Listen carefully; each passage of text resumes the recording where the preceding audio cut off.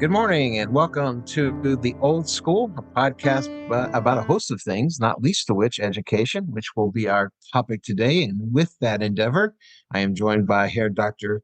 Bourgeois. Good morning, Dr. Bourgeois. Hello, Dr. Miller. How are you today? Uh, I'm doing well. And we're also joined by the esteemed Dr. Rick Westfall. Good morning, Rick. Morning. Hello. So I want to start with a moral dilemma. Oh boy. That I need direction with. So I think the last time I presented a moral dilemma, it had to do with forcing little kids to say trick or treat in order to get free candy, which I still claim is legitimate. But so I was at I went to spring break in Utah, and in the course of that, we were hit from behind by an 18-wheeler. Everybody was fine, the car not so much. The guy gets out of the truck. He tells me that he was reaching for a water bottle on the floor, and the foot came off the brake, and it just plowed back into the back of our truck. He said that, please just let me know how much it costs. Just don't call the trucking company. I'll pay it. And I had friends that told me that that was a dumb thing to do, but I was kind of caught in this moral quagmire. Do I do the official thing, or do I potentially save this guy's job? I'm curious, as two men that I consider to be very erudite and moral, and with your moral compass going in the right direction, what would y'all do? Rick, how about you? Oh, I'm first. Thanks. I appreciate that. Good. What I had generally, my rule of thumb that I've grown to accept is it's never our responsibility to put out someone else's fire that they've created. Mm-hmm. So if it's about, protection of family, protection of, because you don't know, the problem with a car accident is that in the moment, everybody might be like, okay, everything's fine. You can pay the, $5,000 to pay, to fix the truck. And 6 months down the road, there's a medical issue that actually stems from that accident that you didn't realize was part of the accident. But had you kind of gone through the proper channels, then you'd have some coverage from a larger entity other than the driver. So it's a hard moral piece, but at the end of the day, there are consequences to reaching for water bottles when you're driving down a highway. Wow. Herr Miller, I'm actually surprised in a way that you made the decision you did, because I agree with you, Rick, and I probably would have erred on the side of caution, because there's a company involved. That's a layer that really makes it interesting. If we're just a private citizen, you might have a little conversation, but since it's a company and he's not going to pay for it, of course he's going to say that about his job. But I wonder if you're getting soft, Herr Miller, because I think Rick is right. There could have been medical issues, and who knows how much a car costs. It's not like back in the 70s where you could fix something. Now you have to fix the whole body all at once. So what tell us your thought process, because I think Rick and I agree that we wouldn't have done that most likely. Well, first of all, the guy was driving for a Canadian trucking company. It was evident. First, he was young. I say young, maybe late 20s. And it was also clear, if I could be so bold as to make the assumption, that he wasn't originally from Canada. And so part of me thought there's a multi-layered levels of concern that he had, not just the idea of the job, but perhaps something larger.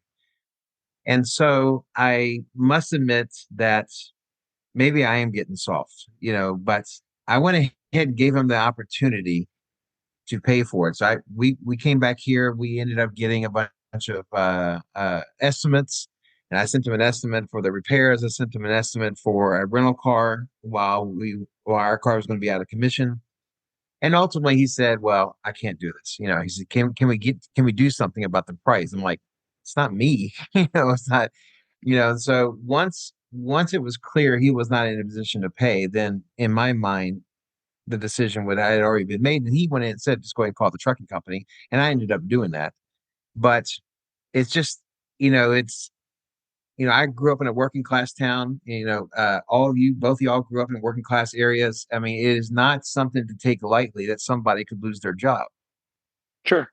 But, to kind of paraphrase something that Rick said, a screw up in your part does not constitute an emergency on my part.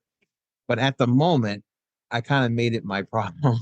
So I went ahead and I gave them the opportunity to potentially pay.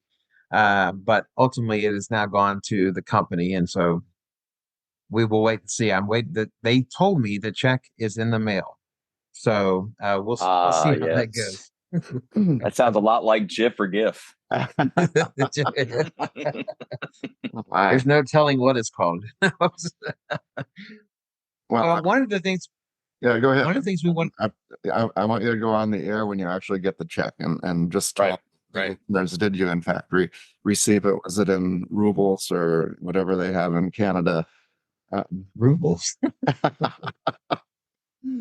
So, all right, we'll revisit this once the check comes in. So, anyway, so given Rick's experience on multi levels in education, I thought it would be kind of a fun topic to broach about education as it relates to the state, as it relates to local, as it relates to national, because historically, public education in the United States has been a local concern, mainly because just for various reasons, and it's always been that way. And so, Rick, I think the first question I wanted to ask you, as a former superintendent, where do you see the role of the state, the role of the national government, if any, on public education? And did that attitude change from before your time as superintendent to now? Oh, yeah, I think there's always the conversation of how things change based on how much you see other people's hands in the decisions. And the best example I can give are the conversations I would always have with teachers about, you name it, anything that might eventually impact them. Could be, bonds for improving the facilities. It could be tax ratification elections that might actually, end up, likely would end up impacting salary. It could be as simple as just decisions. It doesn't have to be elections. It could be decisions that are being made, and the frequency of the answers of just not having any idea any of that was going on, because the focus is on the kids in the classroom and all that other extraneous stuff is extraneous stuff for our classroom teachers. And I was in the exact same boat when I was a teacher with you, Ross, at Dunbar. There was, we talked about the things that were immediately impacting us, but I couldn't have told you who the board members were in Fort Worth ISD. I couldn't have told you decisions that were being made that may or may not impact me as a classroom teacher, just because that just wasn't the mindset in that moment. But then as you move through it all and you start getting experiences in areas where you have to understand that more, you do. Yeah. Your field of vision widens quite a bit.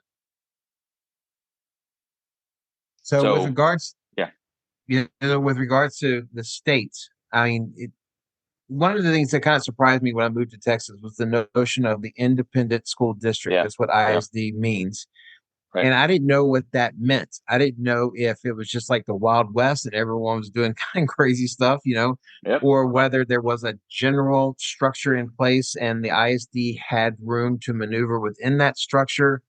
And so I guess we can start with the state. What does, for example, the state of Texas, what does the state of Texas do for the individual districts?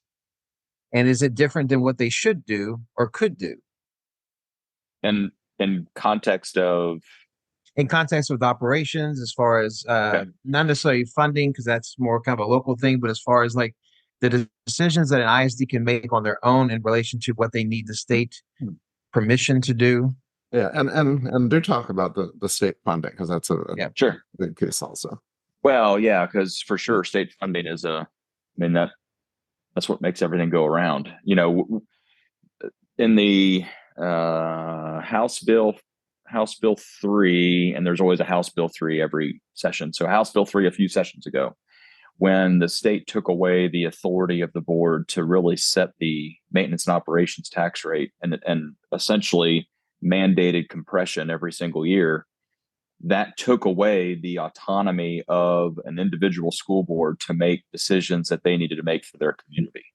And you always hear from the state, local authority, and locally controlled authority, and really what the state has done over many years is done the exact opposite, and it's taking away locally controlled authority, and mandating things that maybe different might be great for certain communities, but doesn't overlay into the 1,000 different school districts that you're trying to deal with. So when it comes to what the state does, the state, everybody, I get it. So there's a state curriculum, the TEKS, and so here's a framework. And if anybody ever really decided to look at that framework, it's about as mile wide and inch deep as you can get in any kind of curriculum framework. When you say TEKS, we're talking about the basic guidelines. Sorry, that yes, every subject must meet. Right. So like, when you were teaching your history classes and you had a set of Texas education knowledge and skills, which is what the TEKS stand for. And you were going to meet those. But if you look at those, if you were going to say letter of the law, I'm going to meet those TEKS, you really probably weren't doing as much as you really needed to be doing for every kid, because it was so, like I said, the running joke became, when it came to the people who were approving the state curriculum, they never met a TEK they didn't like, and they just kept adding and adding and adding, and never like figuring out what are the things that we really don't need in there anymore. So we would give teachers an opportunity to actually dive into some topics that they could without running out of time. So I think there's that piece of the curriculum side of what's mandated. There's obviously the funding side of what they're holding back on for the last 4 years and just leaving it in their little, stockpile down in Austin. There should, in my mind, from a state perspective, there should always be guardrails. Obviously, I think there's always, as a state, this is what we believe and this is what we want our kids to know. But I think there does need to be some conversation about what can you legitimately cover in the time that you have kids in a school calendar. So I come from the perspective of testing. Right. I didn't even get into that yet. Yeah. And I was kind of in the belly of the beast, because Ross and I have written about state testing and all the unintended consequences, but I was also an executive director over accountability and state testing and all that. And we looked at all the TEKS very carefully, and there's no way you can assess them. It would take days. So it's kind of a bit of a crapshoot for the teachers. They look at previous tests and they have a real good idea of what's going to be there. But so much theoretical knowledge is not tested. It shows I guess what's behind every TEK is loaded. A lot of conversations went into that, but you can only assess so much. Yeah, and the I'll call it arrogance, but the arrogance of the state believing they have a better test than what is done at a nationally normed level. It is just silly to me. It's when you're asking people to focus on a test that really has no bearing on the long range plan for kids. There are so many different ways that you can assess whether or not their education is working for them, than coming up with a test during 3rd grade and 5th grade and 8th grade and whatever grades we're going to randomly select in any particular session. We helped actually write a bill, House Bill 764, maybe not this past session, but the session prior, that was to get rid of the state assessment as it was formatted, but not. You have to have something, and I understand that, but use the assessments that are already in place that kids can leverage and use for their own benefit, and let that play the role of, is the educational entity doing what they need to do. It's interesting though, and it makes one wonder if we've created a leviathan that we can't control. As far as you think we haven't touched on national yet, but you figure national and state, Yeah. then you have the district, then you have parents. I mean, is this a system that is workable as it's currently constructed, or does someone need to be cut out? Does someone need to be lessened in their importance? I'm just wondering, is there a way to fix this without a complete overhaul, or does it really just need a complete overhaul? Do we need a complete rethink and a new conversation about the various parties that have a role to play in how an individual school does things? Well, I mean, it's Finland, right? That everybody always wants to point to Finland as, oh, they've got the best educational system out there. Why can't we just do what Finland does? And you can make all kinds of arguments about what different countries do and whether or not they're better. But the point is they're figuring out something. They've decided on a particular system at a national level, and then it's taken probably maybe decades to actually implement, in a way that they can get some sort of concrete outcomes to even see whether or not it's working. So there is no switch that flips from one year to the next and all of a sudden says, here's what we're going to do. I don't believe it's the job of, especially in this country, the job of the federal government to figure out how to dictate that for 50 different states, because I think you're in the quagmire that you're in because of that in some cases. But I do believe that there are some element of public education that the federal government can support without putting so many layers on of bureaucracy and things that you're just chasing your tail trying to accommodate and to accomplish. And then you layer on all the state requirements, and then again, you're just back to this quagmire. So I think there's always an opportunity to look at all of the layers that are involved and what could you actually remove. And again, the simplest form, the simplest analogy is the curriculum. When you just keep adding and adding and not taking anything away, at some point it just doesn't become effective anymore. It's interesting you brought up Finland because it's a bit of a joke. Yeah, and every time I hear someone bring up Finland, I go, okay, here we go. Because inevitably what someone wants to do is they want to take one single element, ignore the context, and think that by simply interjecting that into the school system, that you're somehow going to come up with something different. Yep. Agreed. And there's lots of cool ideas and lots of cool thoughts that come from it. And the other element to that is you have to also remember that society has constructed itself around public education. When you think about like that the model of Finland, and they talk about the number of hours that teachers have to plan and versus classroom time, and how many days are the kids actually in the school versus not in the school. And then you go back to the argument that's going on right now in Texas with schools that are choosing to do 4-day weeks. Well, the entire system is built around schools they're teaching kids Monday through Friday, in large part because parents are working Monday through Friday.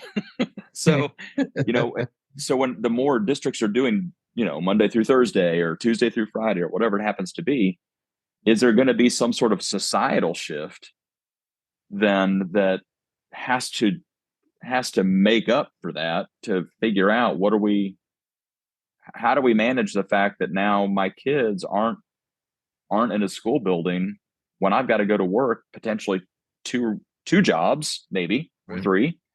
And now I can't anymore because I've got to provide daycare for my 6-year-old, 7-year-old, 8-year-old, Sometimes looking at Finland, the big thing I think is, there's nothing wrong with testing. I mean, we have to test. Sure. Yeah. But they don't necessarily have a meaningful test until 10th grade, and everything else is local. If we think about, I mean, you're talking, Rick, about the length of the school year and then down to the minute, not just Right. but if we spend 30% of our school year either giving state tests or doing benchmarks or doing direct test prep, that's a lot of time to buy back. That's right. And so high stakes testing, take away the high stakes, most likely schools will spend a lot less time prepping for that and maybe more time Mm-hmm. instructing. So there is a solution, but I think you're right. Finland also professionalizes the profession. And so That's right. they allow the teachers to have so much autonomy. And that's a complete shift, of preparation of teachers here. Well, complete shift of preparation of teachers, and as we've seen in the last 4 years, a complete shift in our communities and do they value teachers? Mhm. Before COVID, teachers walked on water, and now it's like bizarrely this shift of and we can go down that rabbit hole way too far, but it's been this bizarre shift of not everybody, but this trust Mhm. of what our teachers are able and capable of doing, even though they show up every single day to work and love the kids who are sitting right in front of them and doing the best they can. Yeah, and it should be the opposite. I mean, having gone through COVID, Ross was there in a classroom. I mean, they were That's right. on the front lines and they didn't know what they were dealing with and they went to work. I mean, That's right. they should be walking on water now. I think the problem is that you, it, it's hard to. There are some. It is interesting. There are some subjects, and maybe this is just my bias as a humanities teacher, but there seem to be some teachers that got a larger string of latitude than others. But um, and I wanted to touch on, you kind of obliquely brought it up, but the notion about what kind of say should parents have in how a curriculum is run, how a school is run. That does seem to take away from the professionalism of the profession. Um, at the same time, you can kind of understand that they would have some sort of say or they would have some sort of input. I'm just wondering what the line is because we've seen you go on YouTube and you type in school board and you're going to be inundated with either school boards doing bad things, parents doing bad things, both of them doing bad things. Where do you see the line there? I mean, how did you see it as a principal? Because you served that function quite well. How did you see it as a principal, and did that attitude stay pretty much the same as superintendent? Well, the irony of the whole thing is that it became the mantra of some folks that we're going to give parents back control of their children's education. I saw it plastered on election signs around the community, giving parent back their voice. Parents never lost their voice. Parents never didn't, there was never lack of voice for parents. Parents could always, the curriculum was always online. Anytime that materials are purchased, there was always a viewing window of time for curriculum and for textbooks that were being purchased. Anytime a parent would have a concern about something going on in a classroom, or hey, can we, I'd like to have a conversation with a teacher. 99.9% of the time, that's the reason why there's conference periods, and that's the reason why there's teacher parent conferences, and that's the reason why at the beginning of the school year and generally in the middle of the school year you have those open houses where parents can come into their building and come into the rooms and can have a conversation with the teachers and see what's on the walls and doing all those things. So how this notion that because of COVID, and I'm going to keep going back to that because that was the turning point of all of this when all of those little statements started coming up. This notion that parents didn't have a voice when there has always been voice. And then the state legislature takes it up and starts writing laws for parents to have voice when all they're doing is rewriting what's already in place. I mean, it's ludicrous, but when you give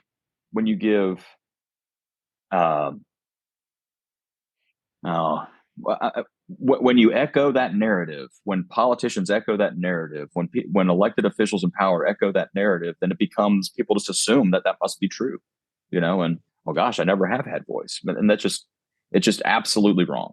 They've always had. I can't tell you the number of times that I would get as a campus level leader or even teacher. Questions from what's going on, or can I have a conversation, or even if teacher, you always have teachers who get anxious about that. I don't know how to handle that if a parent wants to come in and sit down. Okay, well then we'll have someone come in and sit down with you, but it's never a stiff arm to say you can't come in. It's always figuring out a way to do it for those who are interested. And then you also have the thing where, I think some parents sometimes are reluctant to confront or address directly teachers. I had that problem, where a parent would go directly to the principal or go directly Right. to somebody else, but they wouldn't necessarily talk to me. And so you're talking about giving up your own voice. I mean, if you're not willing to talk to the person who most closely affects what's happening to your kid in the classroom, but rather you go 4 levels up, that doesn't make any sense. I mean, it's certainly Yeah. not productive. So let me go back to your question you asked me though, because I think I was too busy ranting about it. But the question you asked me was, where does parent voice come into the education of their child? And their voice absolutely should be part of the education of every child. That's the magic of education, or when the parents and the teachers are working together because of the kids in the room. But the question assumes there isn't that opportunity. Mhm. And my point is there has always been that opportunity, and that opportunity has never gone away. So, Rick, can you jump much more broadly to the federal role in education? And Yeah. I mean, people see it in terms of holding a lot of strings to a lot of money, particularly for the title funds. Right. Having a national test, politically would be essentially impossible at this point. Mm-hmm. But what do you think the role should be? Not what is it, but what do you think the role should be of the federal government? Less than it is now, but I can't quantify that. And the reason why I have a hard time quantifying that in full transparency is my experience. I taught at Dunbar High School, but in all of my administrative experiences, especially in central office and superintendency, were in school districts that didn't rely very heavily on federal funding. Mm-hmm. It was a fraction of our budget. So the federal funding came in from, percentage of economically disadvantaged, percentage of at risk, percentage. I mean, just different things. But I mean, there are some districts that they live and breathe by their federal funds. And when I would get questions of, well, why can't that district over there do all these things that we can't? I would always tell them, all you got to do is look. There are three lines on a district revenue budget, and one of them is federal funding. Go look at that number and then compare it to ours, and then ask me that question again. And if they're getting the Brinks truck backed up, okay, yeah, they can do a whole lot of things for their kids. But if they're not, then that changes the conversation. So I get the need for money for higher need areas, and I don't begrudge that at all. I get the need for special education requirements from the federal level, and the fact that if you don't have that, there would be some people, bad actors in the system, who would not take care of kids that need to be taken care of the most. But what I will say is, if you're going to put a lot of requirements on, then you better have money to back it up. Because if you're going to mandate things to be done, then there needs to be an equivalent expectation of what does it cost to actually do that, not just lip service to look at these things that we're requiring schools to do, but then not giving them the resources to actually do it. So, as far as maybe give people an idea of maybe a more affluent suburban district, what would those three buckets look like? just roughly in terms of a typical percentage of federal, state, and local? Oh gosh. Okay. So, and the generally more affluent, you are talking about 70, 70-ish% of the money that comes into the budget is going to be from local taxes. And I'm going to jump straight to 100%. 30% of it comes from the state. Take a couple percent off each of those things, and that's going to be your federal bucket. So maybe it's more like 68 and 28, and then maybe 4% from the feds. But again, so I mean, you can see that that's not going to move the needle very much. And what people get confused about or don't realize is, as every year passes, that the state chooses not to do what they need to do. They're putting more and more onus on the local tax base, which the irony of the fact that it says in the state constitution of Texas that they're supposed to be providing a free and appropriate public education and an efficient one. But let's go ahead and if efficiency is defined by creating 2 or 3 different ways of doing it and trying to fund all of it, that to me isn't very efficient and frankly very conservative. Wow. Well, that's probably the first straight answer I've heard on that question. And honestly, I was expecting the state to be more relatively than the local funds. Yeah, it's really, and that's what I'm saying. It's really pretty. All anybody ever has to do is go to any school district's website. Uh-huh. It is very easy to find what their most recent budget is. And there's one page with 3 lines, and literally it's just the revenue page. And it's just the math at that point, and how upside down it can get when the state's not doing what they need to do. Okay. And so I guess my world, I work, a lot with charter schools, and most of my clients are, and so they don't have that local revenue. And so I think I was flipped in that mindset, where the state is pretty much it. Yeah. Well, and so now that's part of that. We're going to create all these different ways of doing it, and how efficient is that truly?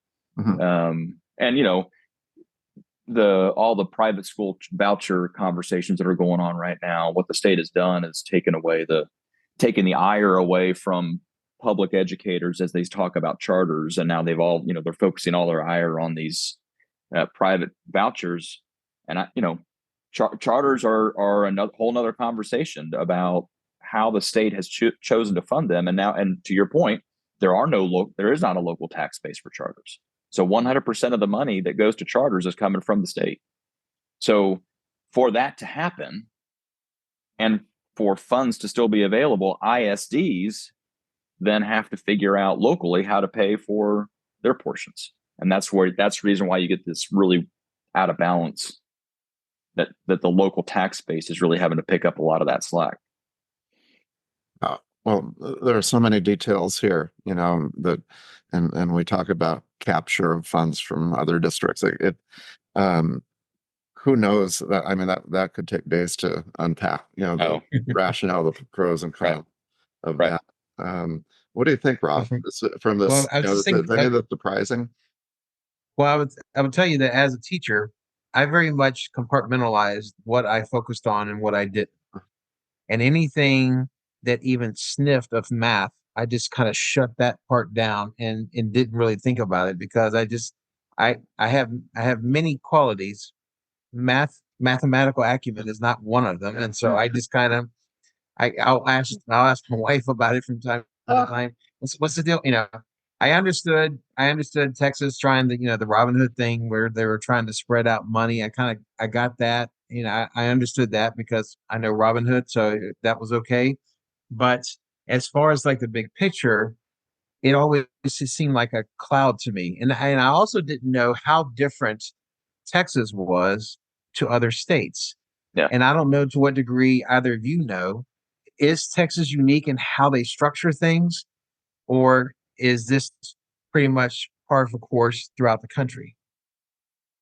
Well, I'm not a native Texan either. I'm from Ohio. So I was in an area that was literally, I went to the Centerville City Public Schools. So If you lived in the city of something, then that was the school system that you were in as well, which is Right. what's so bonkers and confusing about what Texas does, because you do have these independent school districts that have nothing to do with the city lines. They have nothing to do with the county lines. And I've never researched that, but my gut tells me it's, if we're not the only one, then we're one of very few that do it that way. Because I think every place else generally tends to be county or city municipalities that partner together with them, which, in fairness to our population and our community, it makes it really confusing because, Keller ISD overlaps onto 9 different cities.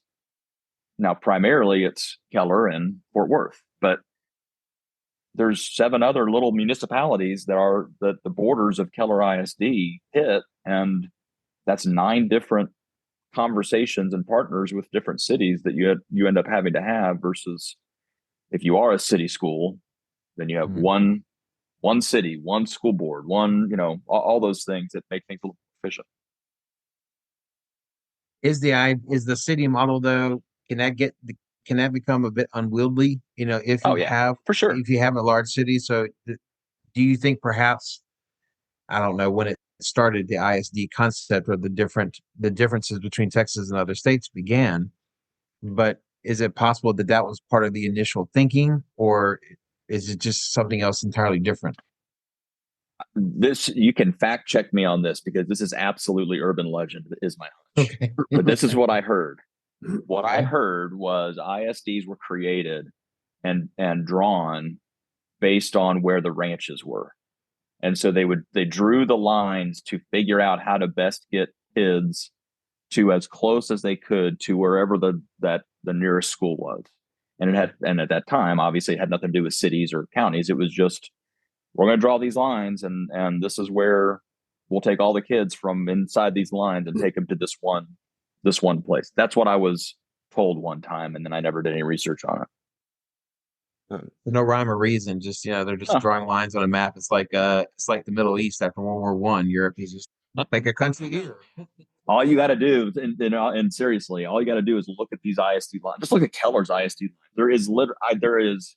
You cannot tell me that there's rhyme or reason. It doesn't follow a creek. It doesn't follow. I mean, there's nothing. It's just random carved out spots. The attendance zone is like one road.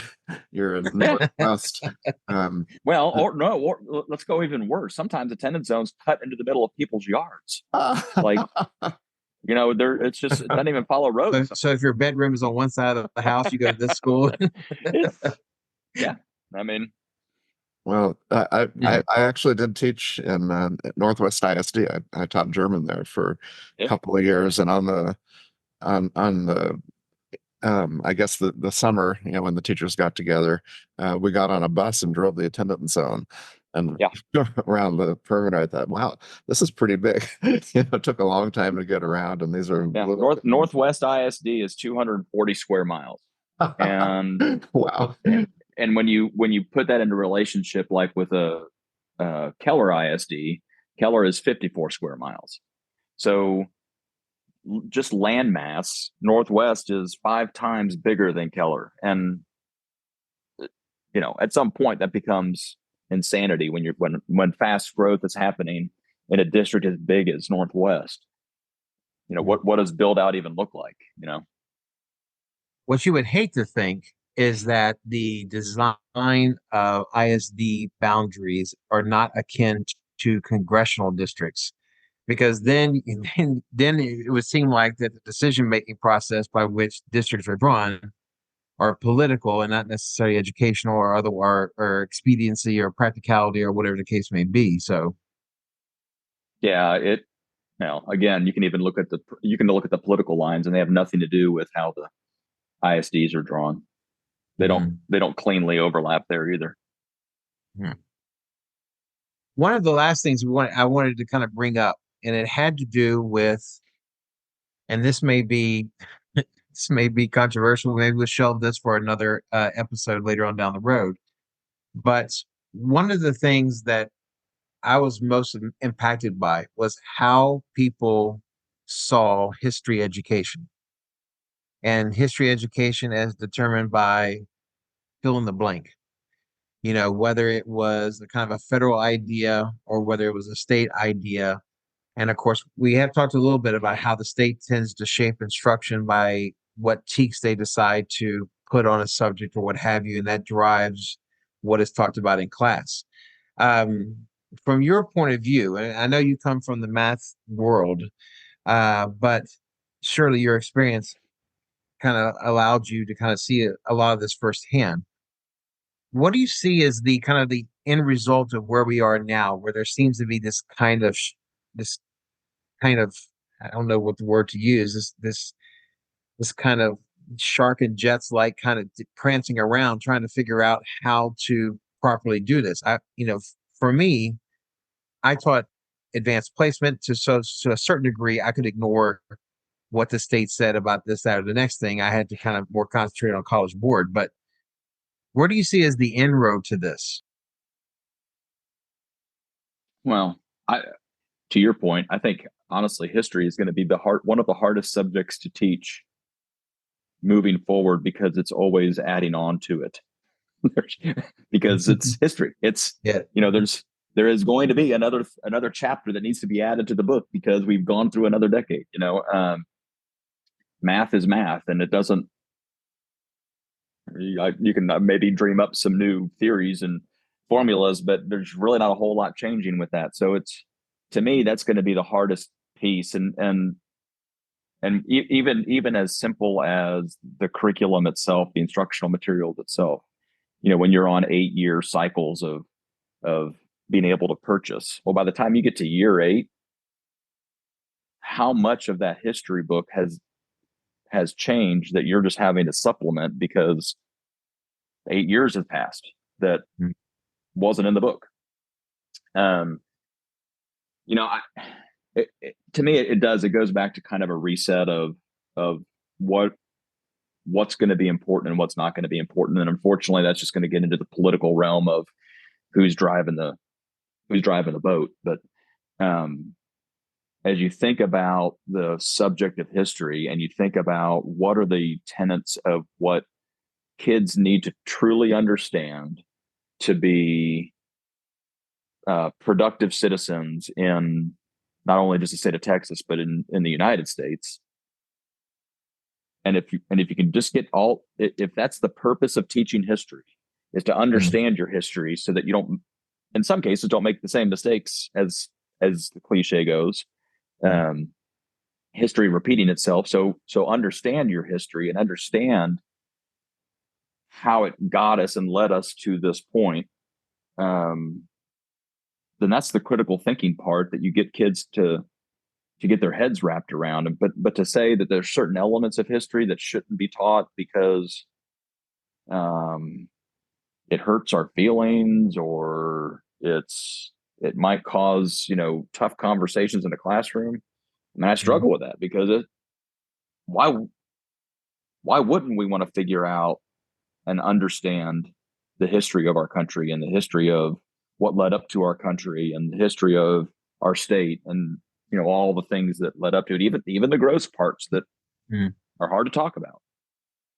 It is strange because I've mentioned on this podcast before the idea that a couple of things. One, to your point, that history always continues.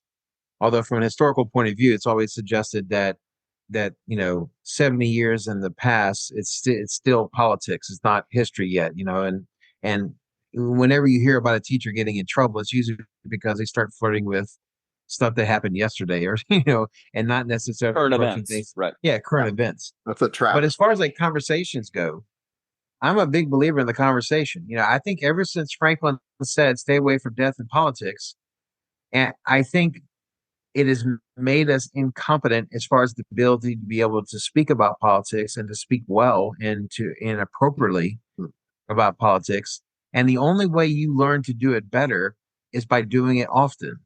And as a history teacher, I saw it as my purview that it was my role to try to have these conversations. Now, a big key to that is that my opinion and my perspective never enter into it. I'm more the kind of the guide for the students to kind of discuss it, but it's never my purview to talk about what I think. And unfortunately, some of our fellow professionals are not quite so professional in that realm. But yeah, it's a tricky thing. But I think it is. I think it behooves us to be the ones to discuss it and to tackle it. Yeah, and your point, you're describing a facilitator. You're describing the ability to set the stage, to have healthy conversations in a safe setting, and redirect and guide if kids are starting to get sideways with each other, because that's going to happen too. But you're right. It's like anything else in any profession, in any walk of life, there will be people who, and I don't believe that it's necessarily malicious. I just think they just aren't skilled enough yet to figure out how to maneuver that. But they'll accidentally step right in a big pile of it and just not know how to get themselves out. And that's when people start painting the broad brush of, well, see, this is what happens, and this is what everybody must be doing in every classroom across the entire state and across the entire nation, which then handcuffs and gags a lot of our amazing educators who know how to do this. It's kind of putting yourself in a series of landmines as a teacher. But Mr. Miller knows how to navigate that, and I think most teachers would aspire to be able to have a hard conversation with students, and many just lean on the assessment and teaching these names and dates and basic things that are going to be tested. But I would say we need to teach everything historically, not just the discipline of history, but that conversation methodology would apply everywhere. Agreed. Can you imagine the joy of teaching mathematics historically? There you go. Right? maybe you can't see that. Your face changes. You're right. I mean, you get a little pale, you get a little intense when you say math or prepare to say it. You kind of, I wish people could see the expression because you're worried that we're going to ask you, which math are you talking about? Common Core math. That's what. Oh, great. Just keep talking, Mr. Miller. No, I'll end it there. But in any event, Rick, I'm so glad that you were able to join us today. I mean, you're one of those intellects I think that both Steve and I could listen to all day, and I know it's the same for the listeners as well. And it's just fun to talk to smart people, and so I appreciate you having some time to jump on with us. Maybe someday in the future we'll do a part 3 and we'll tackle math. Well, let's be careful about that, I guess. But hey, listen, and seriously, I'm glad you guys are having the conversations and coming up with very smart questions about the challenges that we're dealing with in education.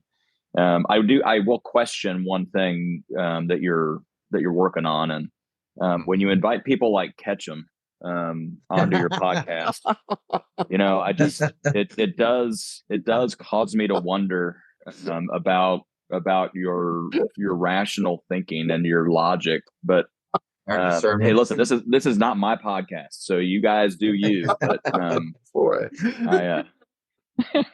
now he's coming back for a baseball is. Episode. So is he? Okay, I'm certain of it. You're gonna get all baseball all the time from him. If that's the now, he's a great guy, a fantastic teacher. When I was listening to that podcast, I was just thinking, that's just that was a fantastic representation of someone who's just doing the work because they're passionate about the work, passionate about kids, and but I would have been remiss if I didn't have a shot to take a shot at him. I'm sure he'll have a nice response when it comes. I'm sure he will. Hey, don't bring it up. Don't bring it up. Let's see if he actually. Let's see. I'm listening. That's right. It'll be a test. So let's see whether or not this is a test to see whether or not he's actually listening. Ooh, I like it. Devious. All right. With that, we call it a day, and we shall say adieu, Herr Dr. Bourgeois and Herr Dr. Westfall. Auf Wiedersehen. Thanks, Rick. Thanks, guys.